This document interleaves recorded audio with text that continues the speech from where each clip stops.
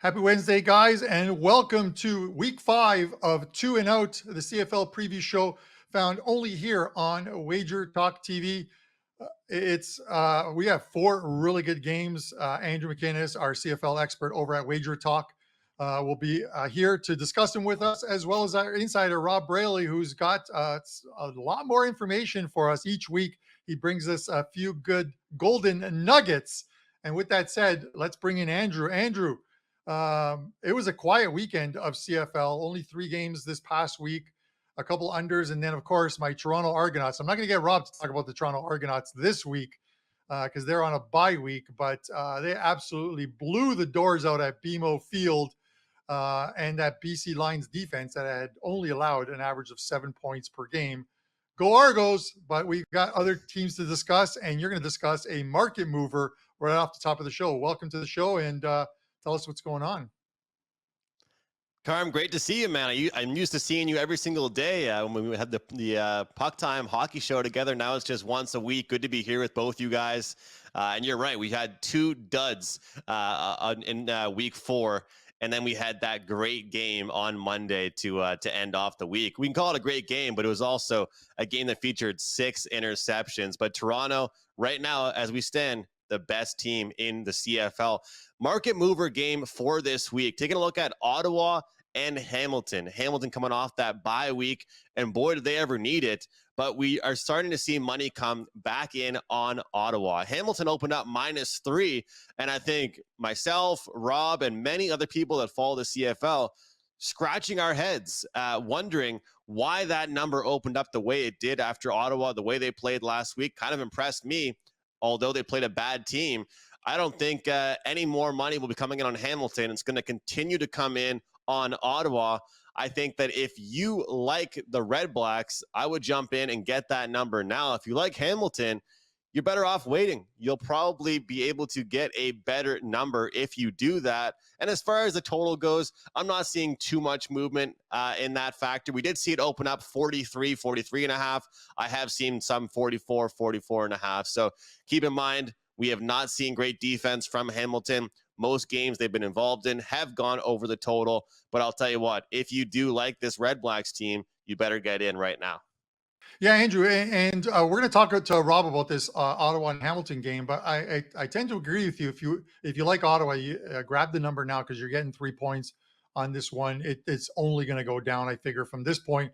But at some point, that CLV, and for those unfamiliar with it, that closing line value has to work in the favor of the bettors because it hasn't many times during this CFL season. We saw it last week with the BC Lions, who opened up, I believe, at a pick, and that game closed at BC -3 in a game in which, again, the Argos blew them out. So that's something that I want to discuss with this guy. And let's bring him in. Rob Braley, our insider on the CFL's Two and Out show.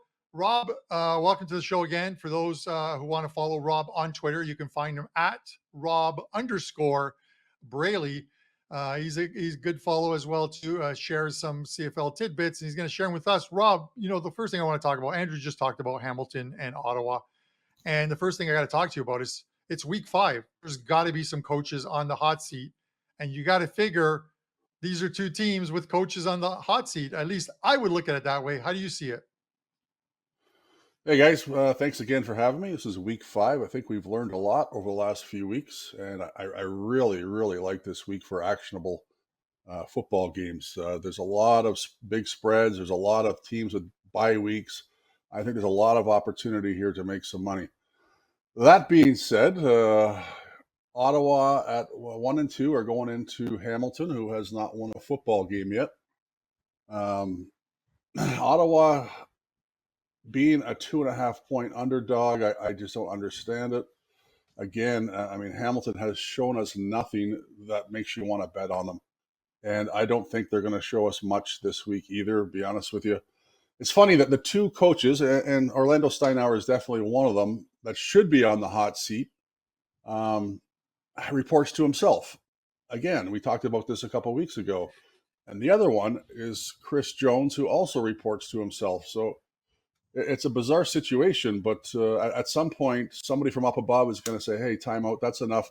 if Hamilton loses this football game, they are essentially out of the playoffs. I know it's week 5, but they're done. There's no way they're going to go over 500 with this football team the rest of the season after looking at their schedule. And whether Steinauer replaces himself with Milinovich, or there's a couple guys there with head coaching experience, but you think he's got to do something here, right? You would think, and here and therein lies the problem. You mentioned it. You've got a couple coaches who are also in charge of operations there, I guess, for both Ottawa and Hamilton. So it's very tough to fire yourself, but it can be done. At some point, you've got to step back, assume one role only, and bring in someone who can coach his team. It's a bit of a surprise. It hasn't happened yet, but maybe we'll see it. After week 5, we'll see what happens, especially with Here, this game, Rob. And that brings us to the surprises. We're done. We're 4 weeks in. We're on to week 5. There's got to be some surprises for you thus far across the board in the West and the East. Give us what you got. Give us your biggest surprises thus far in the CFL. I think my biggest surprise in the West is the Saskatchewan Roughriders. They are playing much better football on both sides of the ball and special teams. Their punter is, I don't know his name right offhand, but he's fantastic. And their coverage team has been fantastic. Their secondary has been good. Um, they're 2-1. They're coming off a bye. They're facing the Elks. And look, get this, the Elks, this will be their 5th professional football game in 25 days. That's unheard of. So, like, you want to say Chris Jones is on the hot seat, but the person that should be on the hot seat is whoever their representative of the Board of Governors that agreed to the schedule they're taking on here. I mean, 5 games in 25 days for a pro team. I'm hearing, I made some calls out west last night, that they're actually taking 2 days of practice off this week. They're not even practicing. They're so exhausted. They're so beat up. They're not even going out and practicing. Saskatchewan this week at 7.5. I think you lay the points. I think Saskatchewan's a far better football team in all 3 aspects. They're going back, from what I hear, they're going back to Cornelius again. They're not giving Ford a chance. They've re-signed Khalil Tate. And I hear Tate's probably number 2, who hasn't taken a snap in the CFL yet this year. But to sum it up, yeah, I think Saskatchewan is a great surprise out west. And I'd have to say how bad Hamilton is my surprise out east. I mean, Montreal, we're playing a little better than I thought, but we knew Toronto was going to be good from the beginning, and the quarterback's been exceptional. And Ottawa, we knew, they're going to be so-so, but we weren't sure what was going to happen there. But they've looked better than I thought, too. So my 2 big surprises are Saskatchewan and how bad Hamilton is. Yeah, it's just a little, Rob. I hate to say it, just a little east of you in Toronto. You got to Yeah. know the Argo faithful are enjoying what's going on in Hamilton right now. It's that rivalry. Call it the QEW rivalry, the Queen Elizabeth Highway, which connects Hamilton to Toronto and those fans. And there you go. I can't Carm, believe I'm tipping my cap to the a Argos. Hamilton That was guy. a There's that. fantastic win for them. Yeah. that was He's a got, Vernon Adams loss. But they yeah, did win the football it really game. They was. scored 45.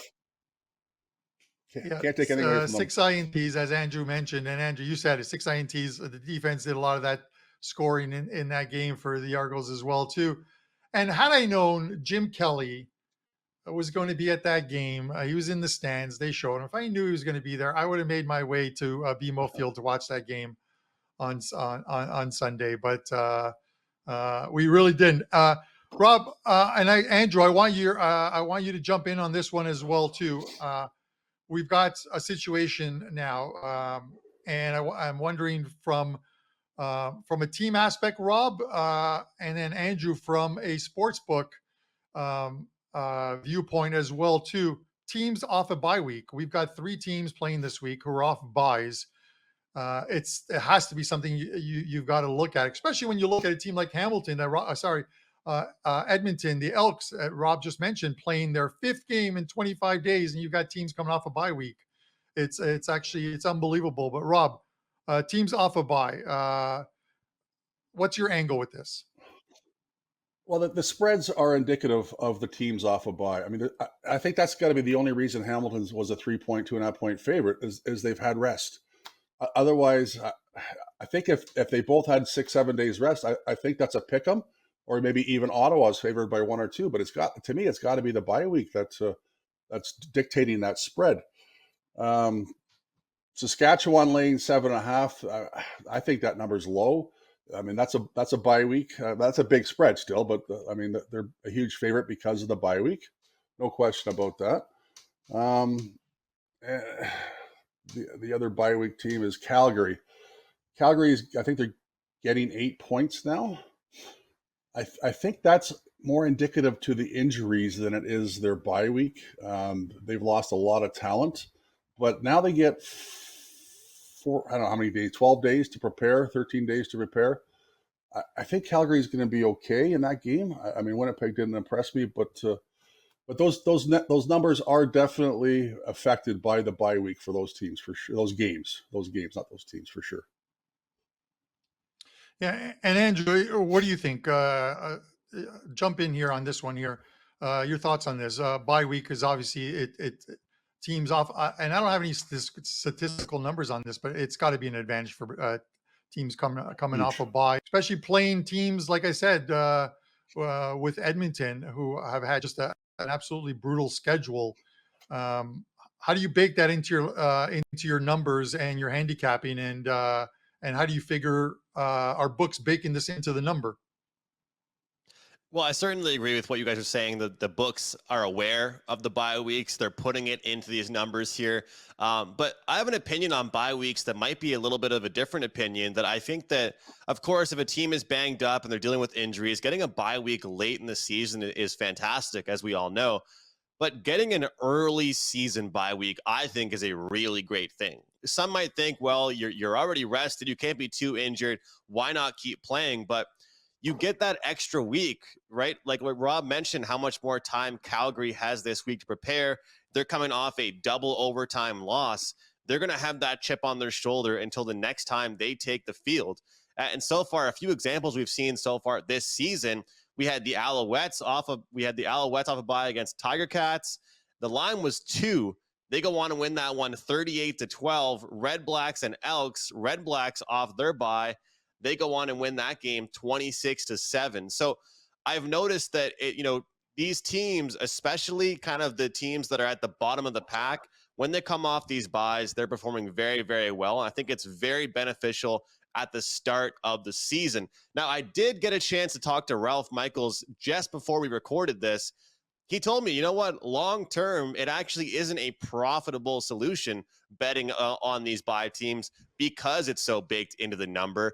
But one thing he pointed out to me, the away favorites are very profitable. And just recently, 10-5, last 15 opportunities for these away favorites against the spread. And I would only assume the away team's making more money because, the line might not be as big when they're on the road. But I'm more so looking to bet on the teams that are getting a lot of points, that are playing against these top dogs like Calgary this week, playing against Winnipeg when they're coming fresh off that bye. So I'm a fan of it, Carm. I like betting on these teams, and they're well rested. And in certain situations like Calgary, you want to be backing them. So early season buys, I think, is a really good thing.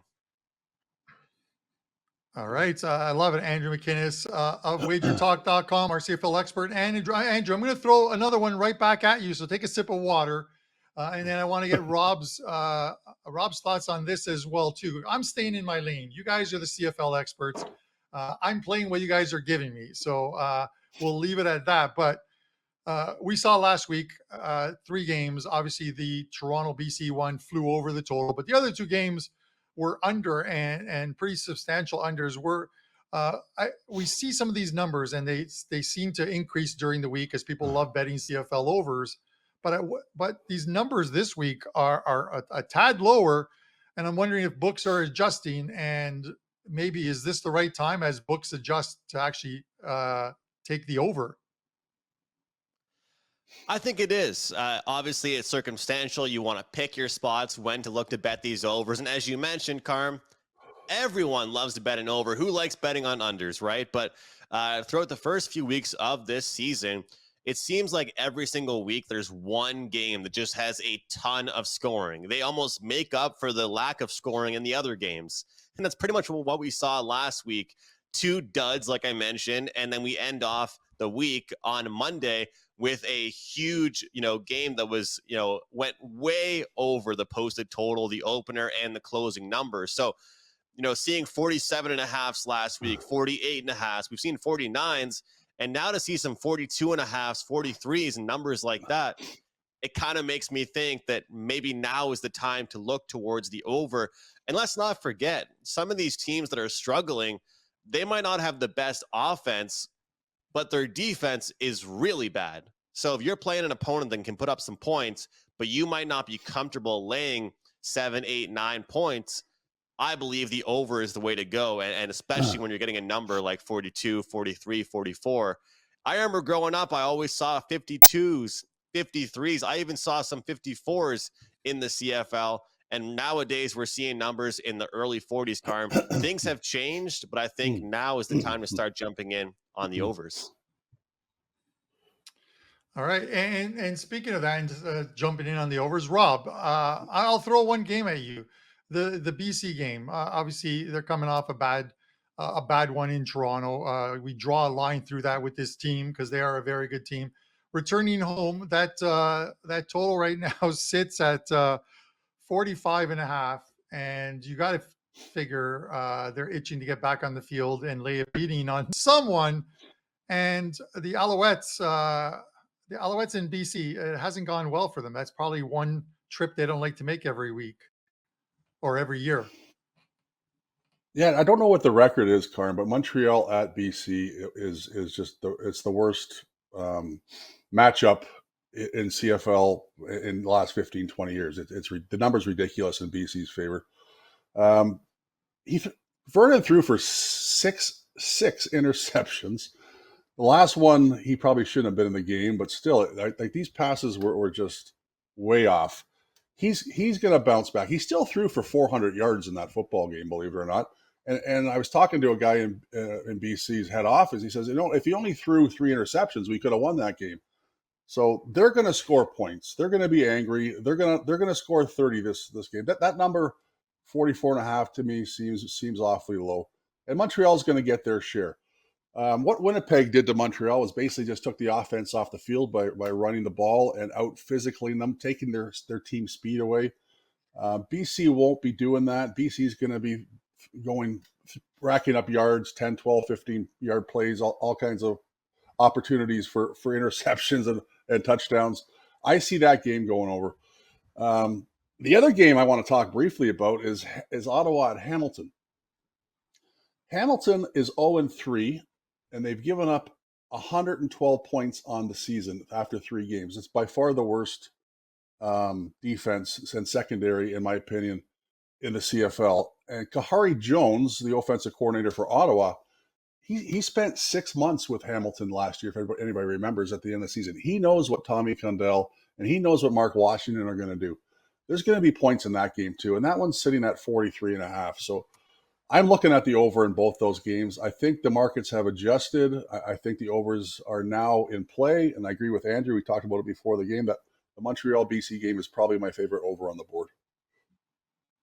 Yeah, and you talked about Montreal in BC. You got to go back to 2015 when they beat BC 23-13, but they've lost 8 of their last 9 visits to the West Coast. Andrew, a quick thought on this BC game before we get into our Inside the Numbers. I just wanted to mention, we talk about all the interceptions thrown by Big Play VA, but a lot of the interceptions went to the same player. So it was a great defensive effort there by the Toronto Argonauts. But one thing that I saw in the interview after with Daniels, the guy that got all the INTs, he mentioned that one thing about Vernon Adams Jr., he's a very confident guy, but confidence sometimes can backfire on you because you're overconfident in your reads. He said that Vernon Adams Jr. doesn't really scan the field too much. He seems to quite often just go towards his first read. He doesn't really look towards his other guys. So I'm going to be looking towards that moving forward. This is why I watch all the interviews and look towards some of the player quotes, because if that's the case moving forward, other teams might start to catch up on that. Rob talked about them keeping Vernon Adams Jr. into the game. I think at that point, you might as well take him out of the game. That way the other teams don't get more film on the guy. Something was going wrong if you're throwing 6 interceptions. And I do believe that what Daniels was saying in the post-game interview about him not looking through all of his reads is correct. He became very predictable. And if that's the case, other teams will start to use that. Just wanted to point that out, Carmine. I thought it was very interesting. And if you look at the highlights of how those INTs happened, it looks pretty accurate that he wasn't really looking around the field. He was only going towards his first option. All right. Love it, Andrew. Andrew McInnis, WagerTalk.com, our CFL expert. Andrew has a 5% play up in the CFL for this weekend. 15-7, 68% with your 4 and 5% CFL best bets. So head over to WagerTalk and Andrew's page, and you can pick up that 5% play for the weekend, or grab that 7 or 3-day all access package and get a series of plays through a majority of sports as well too. Andrew, we're going to throw up the numbers for this week 5 of the CFL season, 4 games in our inside the numbers segment, and anything that just popped out at you, or any surprises that popped out at you before we head over to our extra point and close off the show. Yeah, obviously, starting the week off, we talked about it, taking a look at the Edmonton Elks and Saskatchewan Roughriders. I'm with Rob. Rob talked about being impressed with the Riders this season. They've probably been the biggest shocker to me. The offense they produced, Trevor Harris, even dealing with injuries. He got hit pretty hard early in the season. He's dealt with it. Special teams, punt returners performing very well. That one, to me, I think that was a little interesting, because the Elks are at a point right now where I have to ask somebody, kind of if they were taking advantage of some medical marijuana or some recreational marijuana, if they're betting on the Edmonton Elks, because I don't really know what would have to take for anybody to bet the Edmonton Elks right now, but the books are hanging a 7.5, and I guess that's what they thought was enough to get some money on the other side. That made me scratch my head. It would only be Saskatchewan for me, or pass. Calgary, as you mentioned, they open up +8. Total in that one was 46.5. That one stuck out to me right away a little bit, thinking that it might be a little bit low. Winnipeg, like I keep on saying, guys, their offense might be improved. I'm not buying what their defense is selling. Good week last week against Montreal, but we'll see if they can do that back-to-back weeks. Then, of course, we have Ottawa, Hamilton. We already spoke about that one. Opened up at -3, moved towards -2.5. We'll see if any more movement comes in. And then Montreal, BC. We've got -7 currently on the Lions. We'll see if money continues to come in on them, or if that number stays right where it is. The total currently at 45.5. So it's a very interesting week here in the CFL. After we saw some closer games last week with closer spreads, we're definitely seeing some bigger numbers, 7.5s, 8s, and a 7 as well in the game to end the week off, Carm. So looking forward to it, and possibly a good teaser week as well. Yeah, it does seem like with some of these numbers and some of the leans that that the two of you guys have on this show, that some teasers this weekend might be a good idea. And it's only week 5, but this is the second game between the Edmonton Elk and the Saskatchewan Roughriders. They opened up the season in Edmonton, where Edmonton just continues to lose each and every home game, it seems. And 17-13 was the final in that one, with Edmonton stopped at the goal line late in the game with a chance to win it. So we'll see if they can exact a measure of revenge this week. Andrew, let's get into the extra point so we can close off the show. This is also a game that if you guys head over to Andrew's page over at WagerTalk, you can find a comprehensive write-up on this play. But Andrew, tell us what your extra point is.